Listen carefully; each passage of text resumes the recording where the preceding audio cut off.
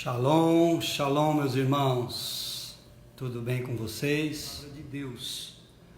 Então eu queria compartilhar com os irmãos hoje um texto de Eclesiastes, capítulo 7.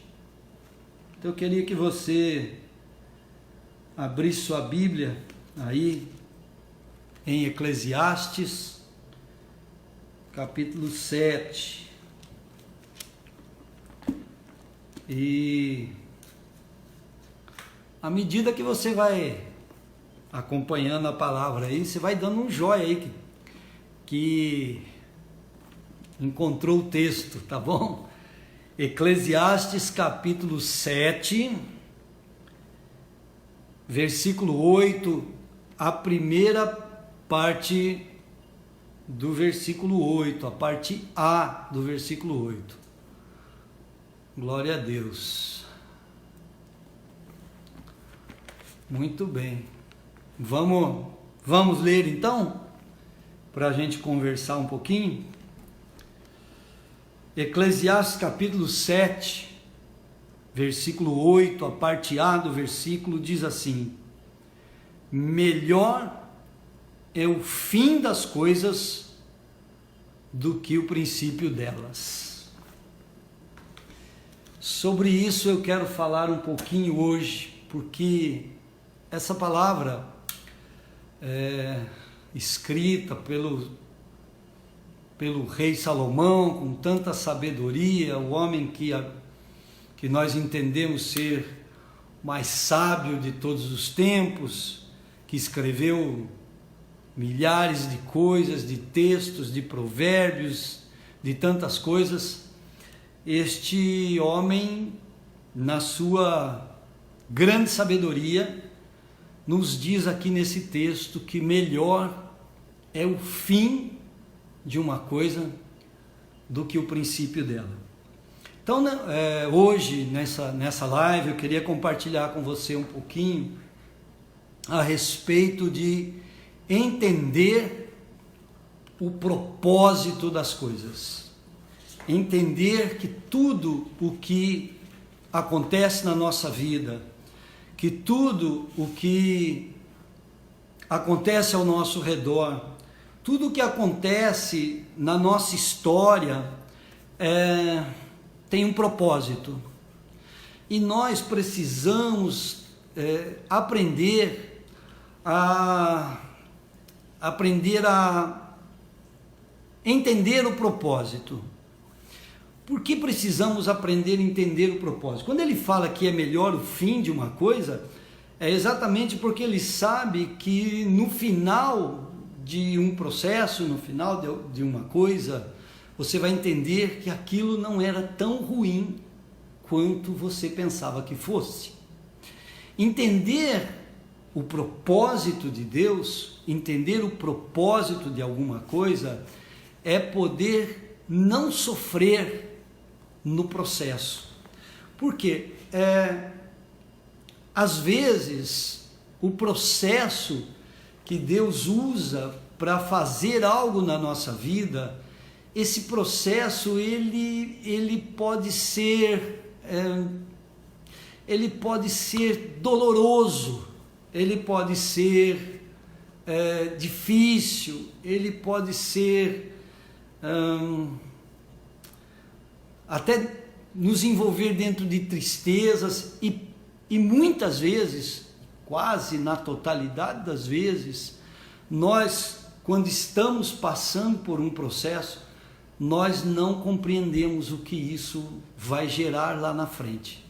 Então, entender que o fim de uma coisa é sempre melhor do que o princípio dela, significa adquirir sabedoria para poder não sofrer no processo. Porque quando nós prestamos só atenção no processo, nós olhamos para o que está acontecendo, nós corremos o risco de não entender e pior do que não entender, abortar até o fim dessa coisa. Entender que aquilo que poderia ser algo tremendo, maravilhoso, benéfico, acabou se tornando para nós um peso. Então nunca julgue aquilo que você está vivendo como se aquilo que você está vivendo fosse o fim de uma coisa. Porque aquilo que nós estamos vivendo não significa que é o fim de uma coisa, significa que é apenas um processo que Deus está usando para nos capacitar, para nos preparar, para nos forjar, para nos aperfeiçoar, para que nós possamos desfrutar de um propósito lá na frente. Muitas vezes nós olhamos para aquilo que está acontecendo na nossa vida e achamos que aquilo que está acontecendo na nossa vida veio para nos ferir, veio para nos machucar, veio para nos destruir, veio para nos prejudicar.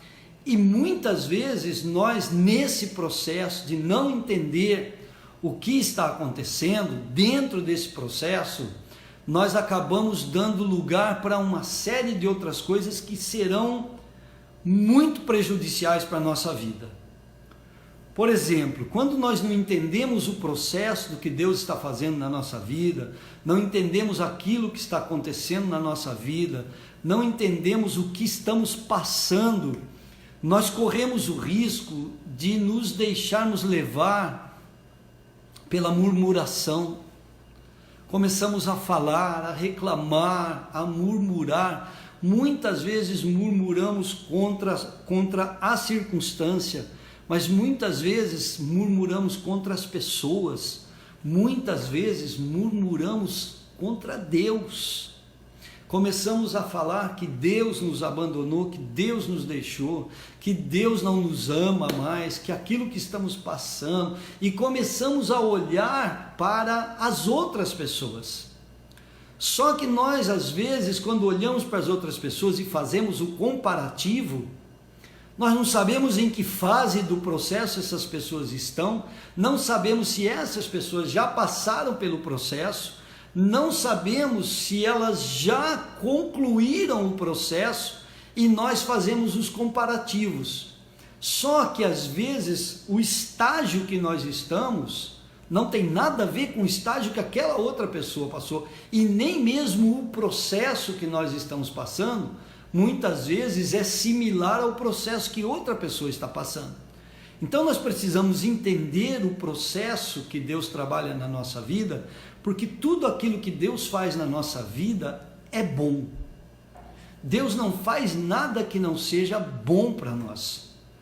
Tudo o que acontece na nossa vida, e eu li isso esses dias atrás aqui, falando em Romanos capítulo 8, que o apóstolo Paulo diz assim, que todas as coisas cooperam para o bem daqueles que amam a Deus. Você não acredita que aquilo que está acontecendo na sua vida, de uma maneira ou de outra, Deus está no controle disso, e que isso no final, quando isso chegar no final, vai cooperar para o seu bem?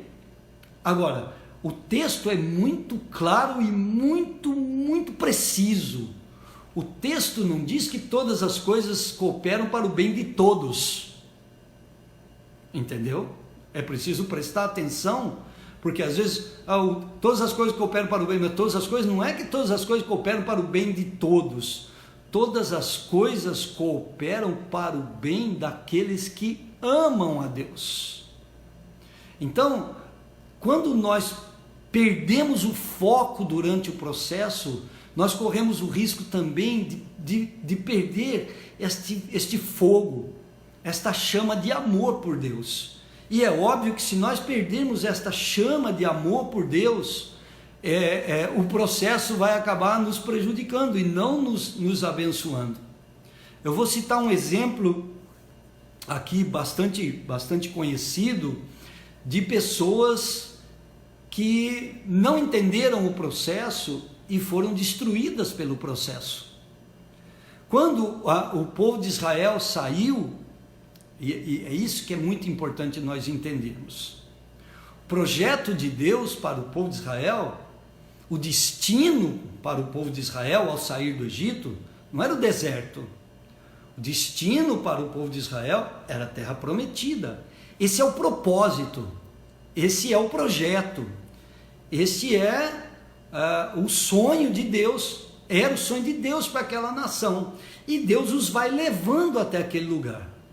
Só que eles vão, quando chegam lá, eles vão, a primeira coisa que acontece é que eles se deparam com desafios para chegar no propósito de Deus. E eu quero dizer uma coisa para você, e pode ficar tranquilo quanto a isso, que tudo aquilo que Deus vai fazer na sua vida é muito bom, mas tudo aquilo que Deus vai fazer na sua vida vem com desafios juntos. Nós vamos ter que vencer os desafios. Então, quando eles chegam lá, eles veem que lá tem gigantes, que lá tem homens de guerra, que lá as cidades são fortificadas, que não ia ser fácil. Então, nada do que Deus vai fazer na sua vida vai ser fácil, irmão. Tudo vai ser cheio de desafios. Nós vamos ter desafios e não tenha dúvida quanto a isso.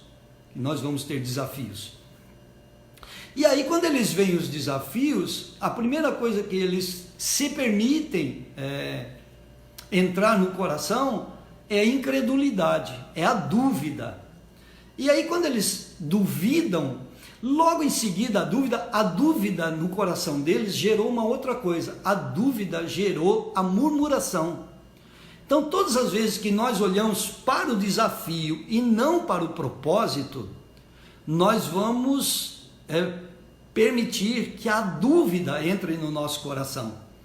Quando a dúvida entra no nosso coração e ela encontra pouso, ela encontra espaço no nosso coração, imediatamente a dúvida vai trazer consigo uma amiga dela. A amiga da dúvida é a murmuração. Primeiro eles duvidaram que podiam entrar, logo em seguida começaram a murmurar. Começaram a reclamar, começaram a falar que no Egito era melhor, começaram a dizer que eles não podiam entrar, que eles não podiam fazer, que eles não iriam conseguir, e que os gigantes eram muito fortes, e que eles eram muito pequenos, e assim por diante. Ou seja, por eles não acreditarem naquilo que Deus estava fazendo, eles tiveram que voltar para um processo de purificação. Deus os levou para o deserto para que eles, a incredulidade e a murmuração pudesse ser purificada. Agora, eles voltam para o deserto e a gente lendo a palavra, a gente percebe que eles não aprenderam nada. Não aprenderam nada. Eles começaram a murmurar de novo.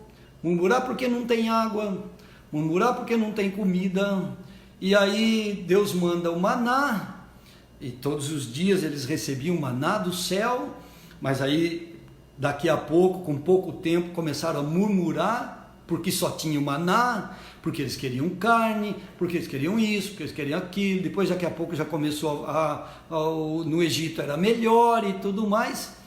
Resultado, das pessoas que saíram do Egito de 20 anos para cima, só 2 entraram na terra prometida, só Josué e Calebe. O resto morreu no deserto. Agora veja só, o deserto era para ser só um processo para levá-los a uma promessa. O deserto não era para ser o lugar de ninguém morrer. Então, quando nós e a gente aprendeu a usar essa terminologia, né? A gente aprendeu a usar essa frase de estar no deserto, e Deus me permitiu estar no deserto, estou passando pelo deserto.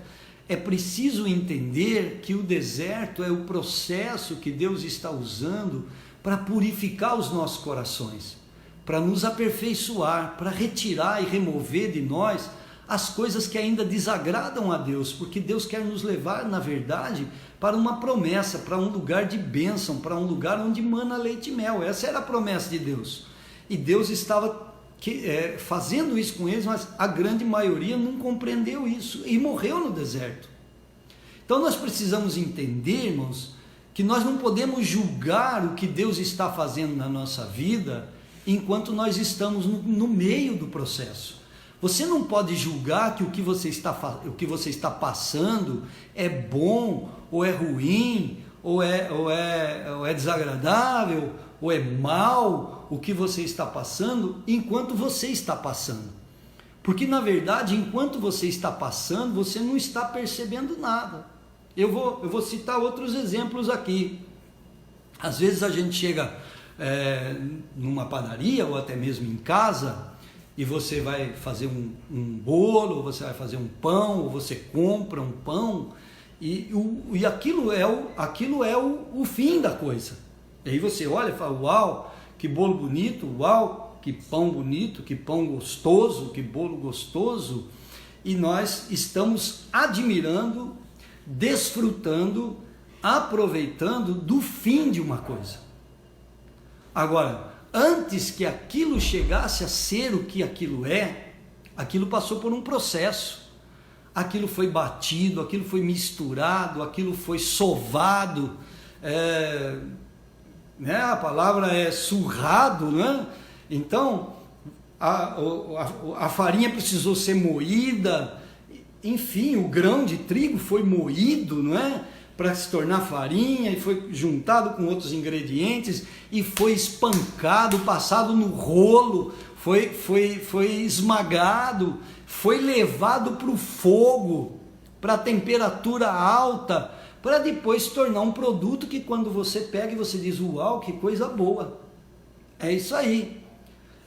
Agora, quando você admira o produto final, você não pode esquecer do processo. Então, quando você está passando pelo processo, e às vezes o processo inclui ser moído, inclui ser sovado, inclui ser levado para o fogo, inclui determinadas coisas na nossa vida, mas não julgue o que você está passando como se isso fosse o fim de uma coisa, porque no final de uma coisa, o que Deus vai fazer na sua vida é extremamente abençoado e abençoador. Você vai experimentar o melhor de Deus. Você vai experimentar coisas magníficas. Quando nós chegarmos no produto final, nós vamos perceber que o fim de uma coisa, com certeza, sempre será melhor do que o começo dela. Porque o começo do pão que eu acabei de citar, o começo do pão é ser moído, é ser esmagado, é ser amassado, é ser assado, tal, mas o fim é que vai ser sempre muito bom.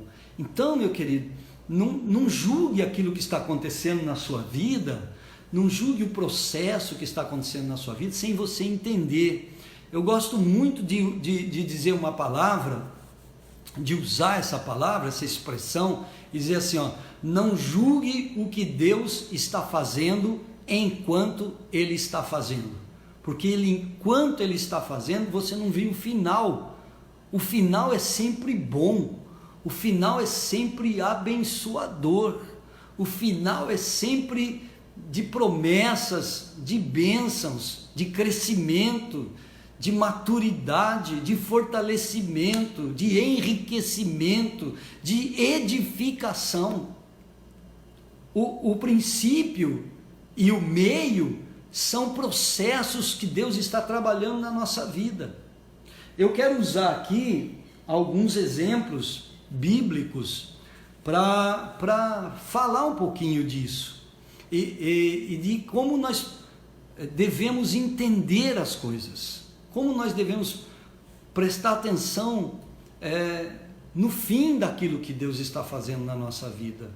Eu sei que às vezes o que nós estamos passando é doloroso, e muitas vezes traz lágrimas, muitas vezes traz momentos de tristeza, muitas vezes nos traz abatimentos, muitas vezes nos traz até desespero, nos traz angústia, porque é óbvio, porque nós somos seres humanos, somos limitados, a nossa mente ela é limitada, ela não consegue captar muitas vezes o que Deus está fazendo, porque nós, dentro do que nós conseguimos enxergar, nós só conseguimos ver aquilo, e às vezes os nossos olhos eles estão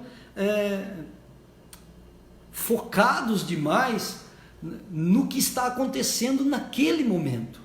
E é aí que está o grande perigo, porque aquilo que está acontecendo naquele momento pode desafiar a nossa fé, e pode nos remover da nossa fé, e pode nos levar a um lugar de murmuração, e nos tornarmos amargos, nos tornarmos pessoas que só reclamam, pessoas que não conseguem ver nada de positivo.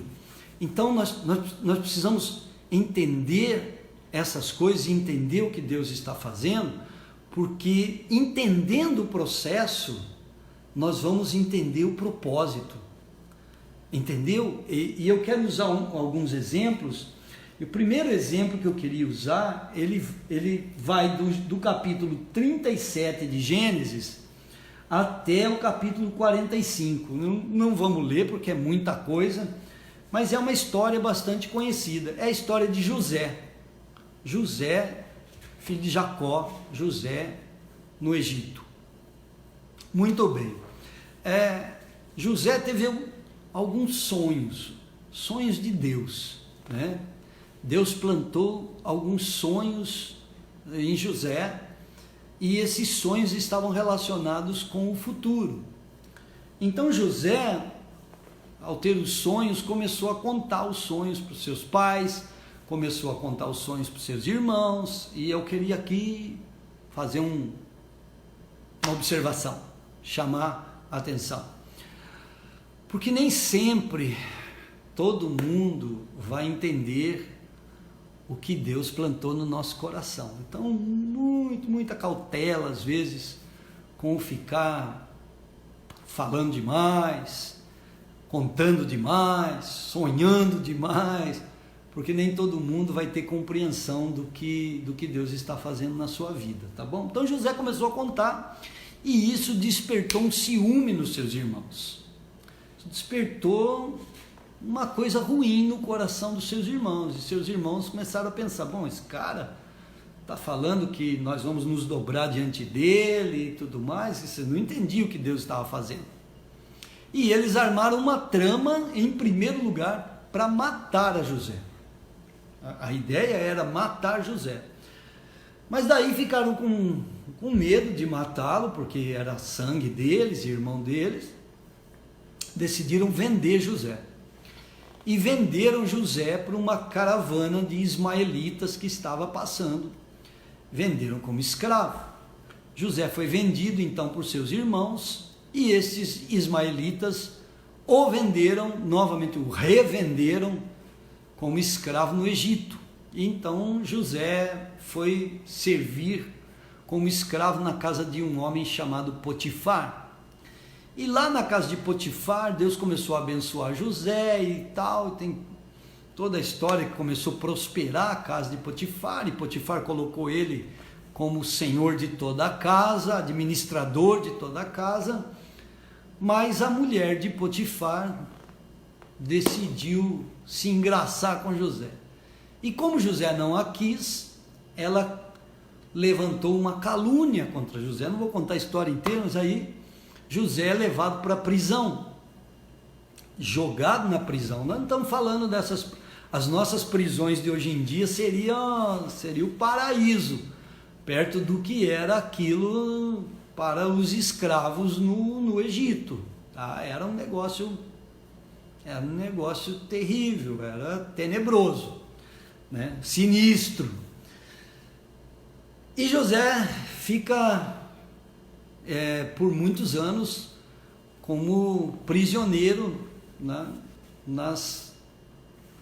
no calabouço do Egito, e Deus o abençoa nesse lugar, Deus o prospera também. Enfim, daí ele tem a história do o copeiro mora, o padeiro mora, os dois têm sonhos, e ele diz: quando vocês saírem daqui, lembra de mim, fala de mim para Faraó e tal. Aí o padeiro sai, não lembra de José, e o padeiro é enforcado. Aí o copeiro, depois de muito tempo, lembra de José, porque o Faraó teve alguns sonhos, e manda chamar José. José é tirado de lá, interpreta os sonhos de Faraó. Bom, resultado, José é colocado como administrador de toda a casa de Faraó e de toda a nação do Egito, como governador de toda a nação do Egito, segundo homem no escalão de autoridade, só abaixo de Faraó. Bom, os sonhos incluíam a fome, 7 anos de fartura e depois 7 anos de fome. Quando chegam os 7 anos de fome, só o Egito tinha comida. O que acontece? Seus irmãos, que já faziam décadas que não via José, precisaram ir ao Egito comprar comida, porque só o Egito tinha comida. Não conheceram a José, e aí tem toda aquela história e tal. E, enfim, chega lá no capítulo 45, para eu resumir, chega no capítulo 45 de Gênesis, ele se dá a conhecer aos seus irmãos. Por que eu quis chamar a sua atenção para esse capítulo 45? Se você tiver com a Bíblia aí e quiser já ir deixando ela fácil aí, pode deixar ela aberta no capítulo 45. Eu quis chamar a sua atenção sobre esse texto, sobre essa história, pelo seguinte: José era um cara que tinha todos os motivos para poder ser um camarada recalcado, amargurado, revoltado, poder reclamar de tudo e de todos, porque foi traído pelos seus irmãos, porque foi traído na casa de Potifar, porque foi esquecido dentro da prisão, porque foi esquecido pelo padeiro e pelo copeiro. Todo mundo fez alguma coisa que podia criar uma situação para tornar esse cara um cara amargurado, revoltado. Mas não, essa é a diferença de quem entende o processo e de quem não entende o processo, de quem está com os olhos no propósito e de quem está com os olhos só nas circunstâncias. José podia ter reclamado dos seus irmãos, José podia ter reclamado da casa de Potifar, José podia ter reclamado do padeiro e do copeiro, José podia ter reclamado da vida, José podia ter reclamado de Deus, José podia reclamar que Deus tinha dado o sonho para ele e não cumpriu, e que ao invés de ter todo aquele sonho, agora ele era um sofredor, um aflito, um esquecido, um abandonado, que estava lá jogado na prisão. Enfim, podia tudo isso, tinha motivos para isso, assim como nós. Muitas vezes as circunstâncias da nossa vida vai nos dar motivo para reclamar das pessoas, para reclamar que ninguém liga para nós, para reclamar que nós somos esquecidos, para reclamar que nós somos traídos, para reclamar que nós somos abandonados, para reclamar que as pessoas nos deixaram a ver navios. A vida vai colocar situações na nossa frente que vai permitir que todas estas situações, essas circunstâncias todas apareçam e que sejam oportunidades para nos tornarmos amargos com as pessoas, amargos com Deus, revoltados com as pessoas, revoltados com Deus, porque aconteceu uma situação que você não previa, porque você perdeu alguém, porque você perdeu um relacionamento, porque você perdeu um ente querido, porque você perdeu dinheiro, porque você perdeu uma empresa, porque as pessoas te abandonaram no meio do caminho, porque as pessoas te deixaram no meio do processo. Quanta coisa vai acontecer na nossa vida e que vai criar oportunidades para nos tornarmos amargos. Mas por que eu estou falando isso hoje? Porque também as mesmas circunstâncias, as mesmas situações também criarão oportunidades para nós encontrarmos o propósito de Deus para a nossa vida, encontrarmos o propósito de Deus para aquilo que nós existimos, meu querido. E eu quero chamar a tua atenção para isso. Olha o que José fala quando encontra seus irmãos. Vamos ler junto? Vamos ler Gênesis 45. começando no versículo 1. Quer ler comigo aqui? Vamos lá. Olha só. Então José, não se podendo conter diante de todos os que estavam com ele, clamou: fazei sair a todos da minha presença. E ninguém ficou com ele. Ninguém ficou com ele quando José se deu a conhecer a seus irmãos. E levantou a voz em choro, de maneira que os egípcios o ouviram, bem como a casa de Faraó. Disse José a seus irmãos: eu sou José. Vive ainda meu pai? E seus irmãos não lhe puderam responder, porque estavam pasmados diante dele. Disse mais José a seus irmãos: peço-vos, chegai-vos a mim. E eles se chegaram. Então disse: eu sou José, vosso irmão, a quem vendestes para o Egito. Presta atenção. Disse assim, ó, eu sou José, o irmão de vocês, aquele mesmo que vocês traíram, pensaram em matar, e que por fim me venderam como escravo. Tá ligado? Eu sou seu irmão, esse irmão que vocês pensavam que estava morto. Nessa hora, com certeza, bateu um medo terrível na cabeça dos irmãos José. Estamos todo mundo frito agora, porque o camarada, nós achávamos que estava morto, agora está aqui e manda em tudo, né? Estamos perdidos. Mas olha só, versículo 5: mas agora não vos entristeçais, nem vos irriteis contra vós mesmos, por me haverdes vendido para cá, porque para a conservação da vida Deus me enviou adiante de vós. Pois já houve 2 anos de fome na terra, e ainda restam 5 anos em que não haverá lavoura nem colheita, pelo que Deus me enviou adiante de vós, a fim de conservar a vossa sucessão na terra, e para guardar em vida por um grande livramento. Assim não fostes vós que me enviaste para cá, senão Deus, que me tem posto por pai de Faraó, e por senhor de toda a sua casa, e como governador em toda a terra do Egito. Deixa eu só dar um salve aqui a um pastor amigo, pastor Javier Hernández de Santiago, Chile. Saludo, mi hermano. Saludo. Outros pastores que estão nos assistindo, que eu não consegui ver aqui. Um abraço para todos vocês. E quero voltar aqui para essa palavra. Percebe a diferença entre alguém que podia dizer: ah, vocês são os meus irmãos, né?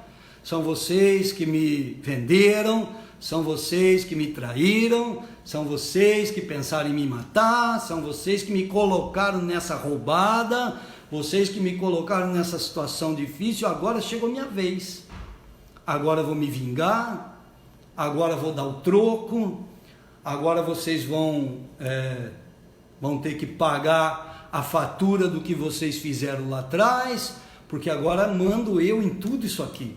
Eu sou o cara, e vocês agora precisam de mim, então agora vocês vão ter que suportar o dia da vingança.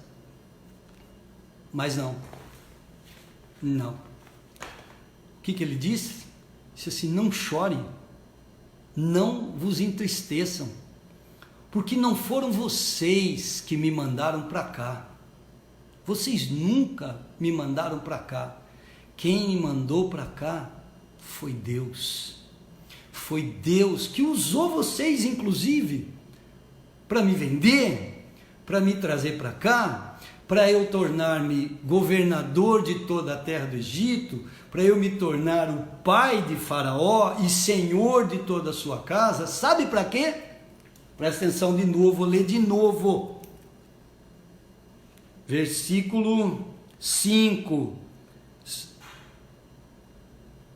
Mas agora não vos entristeçai, nem vos irriteis contra vós mesmos, por me haveres vendido para cá, porque para conservação da vida, Deus me enviou adiante de vós. Sabe o que ele está dizendo? Deus me mandou para cá antes de vocês, para esse dia, para que eu guardasse a vida de vocês, para que vocês fossem abençoados, para que vocês não sofressem, para que agora que falta, já foram 2 anos, você tem mais 5 anos de fome, e vocês agora vão ser guardados, vocês vão ter comida, vocês vão ter um bom lugar, vocês vão ser abençoados, porque Deus me mandou para cá adiante, antes de vocês, para que eu pudesse conservar vocês em vida, entender o propósito, entender o ministério de Deus, entender o que Deus estava fazendo, não no momento em que Deus estava fazendo, não se irritou, não sofreu, não morreu por causa do processo, porque entendeu o propósito. Irmão amado, entenda que aquilo que às vezes Deus está fazendo na sua vida, e que traz às vezes tanta dor, tanta tristeza, tanta amargura, é um processo. Deus está trabalhando a nossa vida, porque Deus vai nos usar para sermos abençoadores de pessoas, abençoadores de famílias, abençoadores de casais, abençoadores de cidades, abençoadores de nações, entendeu? Mas nós precisamos entender o que Deus está fazendo, não agora, porque agora às vezes não pergunte agora, eu não entendo o que Deus está fazendo, e não vai entender o que Deus está fazendo, mas olhe no propósito, diga: Deus, eu quero te dar graças, porque eu sei que no fim disso tudo, algo bom o Senhor vai fazer na minha vida, porque eu sei que no final dessa história, algo maravilhoso vai acontecer na minha vida. Eu sei que quando tudo isso terminar, algo tremendo e maravilhoso vai acontecer na minha casa, na minha família, no meu ministério, nos meus negócios. Vai acontecer algo bom. Muitas vezes você está passando por coisas agora, porque você vai ser um abençoador de pessoas lá na frente. Não murmure, não reclame, não chore. Chore, claro, chorar, lágrima, normal, mas não choramingue pela situação, porque o que Deus está fazendo ainda não terminou. Lembra de Gênesis capítulo 1? Gênesis capítulo 1, só quando Deus termina Gênesis capítulo 1 é que ele diz assim: e viu Deus tudo o que ele tinha feito, e eis que era muito bom. Então, se não terminou ainda, como é que você pode achar que vai ser muito bom? O muito bom de Deus vem quando Deus terminar o que ele está fazendo. Deixa Deus trabalhar na sua vida. Passe pelo processo agradecido, com gratidão em seu coração. Passe pelo processo louvando o nome do Senhor. Passe pelo processo abençoando a vida das pessoas, não reclamando delas, não murmurando contra elas, não se programando para dar o troco depois, mas passe. Amém, eu estou passando por um processo, mas esse é só o processo, não é o fim, porque o fim do que Deus está fazendo na minha vida é bom, é muito bom. Amém. É isso que Deus está fazendo. Quero chamar a tua atenção para daqui a pouquinho a gente concluir, mas eu quero te chamar a atenção para alguns textos importantes. Quer ver o que outro homem, eu admiro demais o apóstolo Paulo, falar do apóstolo Paulo para mim é impressionante, mas olha o que esse camarada, o cara viveu tanta coisa, irmãos, o cara viveu coisas muito complicadas, muito difíceis, coisas que nós sequer a gente nem experimentou como cristão ainda. Eu quero ler um texto para você, porque olha só, Paulo foi um cara que passou por naufrágios, por açoites, por sofrimento, por traição e por muitas prisões. Muitas prisões. Dentre essas muitas prisões, algumas delas, inclusive, ele foi açoitado, com chicotadas. Ele escreve algo aos Filipenses, e eu queria ler esse texto com você. Filipenses, capítulo 1, versículos 12 até o 14. Vou dar um tempinho para você aí, para você abrir aí e a gente lê junto. Filipenses 1, 12 a 14. Presta atenção nisso, que é extremamente importante. Isso aqui, ó, esse é outro homem que entendia o propósito e não se lamentava do processo. Você vai ver isso nesse texto que nós vamos ler agora. Olha só. Filipenses 1:12. E quero, irmãos, que saibais que as coisas que me aconteceram contribuíram para um maior avanço do Evangelho. As coisas que me aconteceram contribuíram para um avanço maior do Evangelho. Versículo 13. De maneira que as minhas cadeias em Cristo, ou as minhas prisões em Cristo, se tornaram conhecidas de toda a guarda pretoriana e de todos os demais. Assim, todo mundo ficou sabendo das minhas prisões. Agora olha só o 14. Muitos dos irmãos no Senhor, tomando ânimo com as minhas cadeias, tomando ânimo com as minhas prisões, ousam falar mais confiadamente, mais ousadamente, sem temor. Sabe o que ele está dizendo?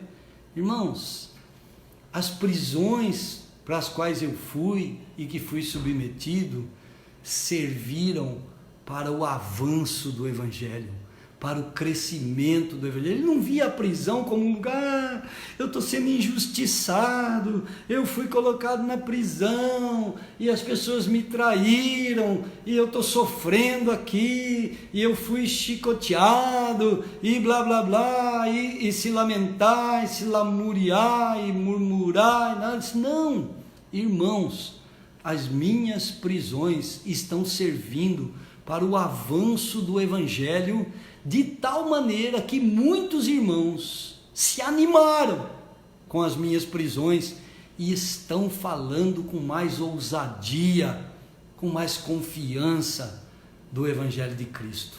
Entendeu o propósito? Estou aqui na prisão e eu estou aqui porque isso está animando as pessoas, estimulando as pessoas, e o Evangelho está avançando, está crescendo. Entendeu o propósito do que Deus está fazendo. Amém? Então eu queria dizer a você, para a gente concluir a nossa ideia, meu amado, eu não sei o que você está passando, eu não sei quais são as suas lutas, eu não sei quais são as suas dificuldades, não sei quais são as suas tribulações, não sei mesmo, não sei o que está acontecendo na sua vida, mas eu só posso dizer uma coisa: quando tudo isso terminar, você vai perceber que o que Deus está fazendo é bom. Eu sei que não é fácil, e que no meio desse processo, a gente precisa de pessoas, a gente precisa de carinho, a gente precisa de uma palavra de ânimo, e é para isso que nós servimos. Nós precisamos animar os nossos irmãos que muitas vezes estão passando por esse momento, para que eles não sejam acometidos por esse vírus da murmuração. Nós precisamos estender as mãos para as pessoas, socorrê-las no momento de aflição. Esse é o nosso papel. Precisamos ter uma palavra de ânimo para as pessoas. Precisamos sim ajudar os nossos irmãos. Precisamos nos fortalecer mutuamente, precisamos orar uns pelos outros, precisamos estar juntos agora e depois, quando pudermos nos reunir, mas precisamos estar juntos, nos fortalecendo uns aos outros, para que nós possamos passar por esse processo. Mas, querido, deixa eu dizer uma coisa: não murmure, não torne o processo do que Deus está fazendo na sua vida o motivo de você se destruir, se autodestruir. Aprenda a ser grato, no meio do que você está passando, aprenda a ser grato a Deus, porque Deus não terminou o que Ele está fazendo na sua vida, Ele começou, mas ele não terminou ainda. Então, quando ele terminar, você vai celebrar. Quando ele terminar o que ele está fazendo, você vai poder levantar suas mãos aos céus, adorá-lo, celebrá-lo, e nós todos, porque nós estamos falando de corpo de Cristo, nós todos vamos nos unir para celebrar, porque a Bíblia, a palavra do Senhor diz que quando um membro do corpo sofre, todo o corpo sofre com ele. Então, é aquilo que eu disse, quando você está em tribulação, procure alguém, peça ajuda, peça oração, peça uma palavra, porque esse é o papel do corpo, ajudar um ao outro, sofrer junto. Mas quando isso terminar e nós pudermos ver aquilo que Deus fez de maravilhoso na sua vida, nós vamos celebrar juntos, nós vamos glorificar a Deus juntos, nós vamos desfrutar disso juntos. Amém, queridos? Então, não permita que o processo que está acontecendo na sua vida seja para a sua destruição. Não faça como aqueles milhões de pessoas que saíram do Egito e que não entenderam o processo e morreram no deserto, porque não entenderam, passaram 40 anos murmurando, 40 anos reclamando, 40 anos levantando a voz contra Deus, contra Moisés, contra Arão, reclamando, querendo voltar para o Egito. Querido, não permita que isso tome conta da sua vida. Por favor, aprenda a celebrar. Quem não sabe celebrar no meio do processo, não vai poder celebrar no final. Então celebre a Deus, dê graças ao Senhor, seja grato no seu coração, porque nós vamos experimentar isso. E concluo com um texto de Romanos capítulo 5, versículo 3 ao 5, e diz assim: não somente isto, mas também nos gloriamos nas tribulações, sabendo que a tribulação produz perseverança, e a perseverança, experiência, e a experiência, esperança. Ora, a esperança não traz confusão, porque o amor de Deus está derramado em nossos corações pelo Espírito Santo que nos foi dado. Deixa eu traduzir um pouquinho esse texto para você. A tribulação vai tornar você mais perseverante. Essa perseverança vai tornar você mais experiente. Essa experiência vai produzir dentro do seu coração esperança. E essa esperança que diz aqui que não traz confusão, vai revelar o amor de Deus que está derramado em nossos corações pelo Espírito Santo. Sabe qual é o final? Começa com tribulação. O texto começa com tribulação. Até enrosquei aqui para falar. Tribulação. Mas sabe como termina? Termina com demonstração do amor de Deus derramado em nossos corações. Final de tudo, nós vamos entender que tudo o que nós passamos fazia parte do amor de Deus por nós, do amor de Deus pelas nossas famílias, do amor de Deus por cada um de nós. Que o Senhor te abençoe, que o Senhor abençoe sua vida, que o Senhor abençoe sua casa, que o Senhor abençoe sua família, que o Senhor abençoe seu trabalho, que o Senhor abençoe tudo que você fizer. Entenda, lá na frente nós vamos entender tudo o que Deus está fazendo. Quando Ele terminar o que Ele está fazendo, vamos descobrir que tudo o que Ele estava fazendo era só por causa do amor dEle. Que o Senhor te abençoe. Vamos orar? Quero orar por você, pela sua família nesse momento. Convido você a fechar seus olhos em nome de Jesus e vamos te abençoar. Pai, em nome de Jesus, quero dar graças, quero louvar o teu santo nome, quero bendizer ao Senhor, junto com todos os meus irmãos que estão aqui, por tudo aquilo que o Senhor está fazendo.